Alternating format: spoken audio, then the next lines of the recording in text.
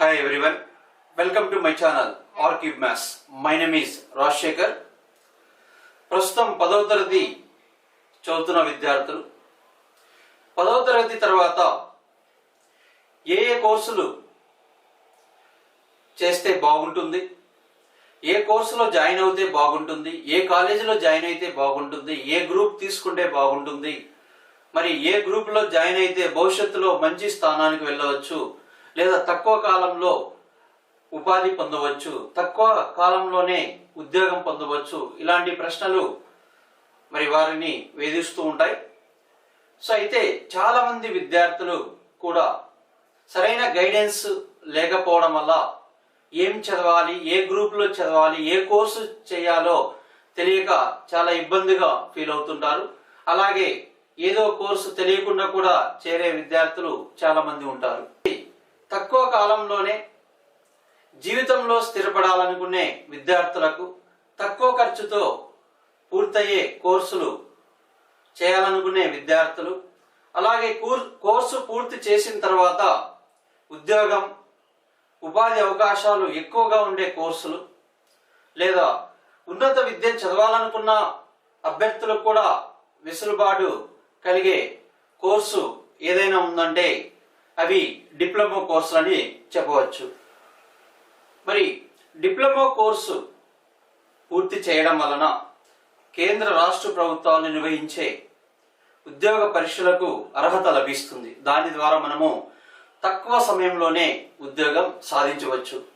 So ఇవే కాకుండా వ్యవసాయ రంగం, ఉద్యానవన రంగాల్లో కూడా ఉపాధి అవకాశాలు పుష్కలంగా ఉంటాయి.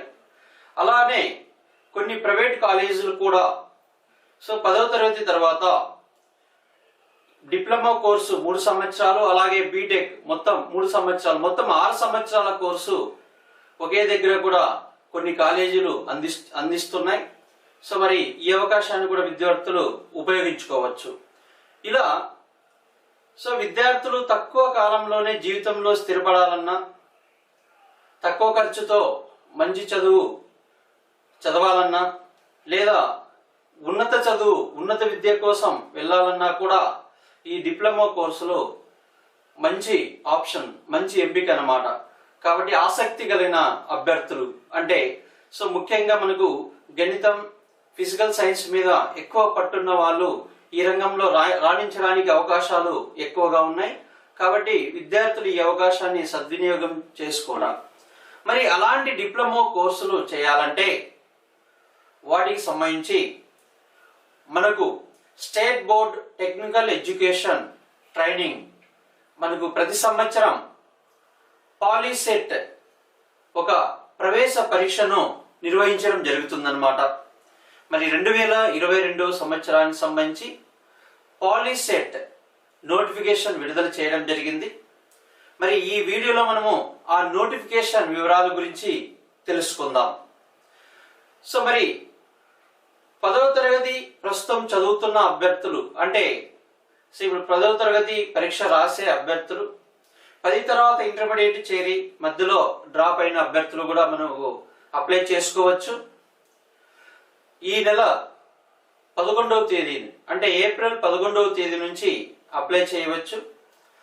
మే 18వ తేదీ అప్లై చేయడానికి చివరి తేదీ అన్నమాట.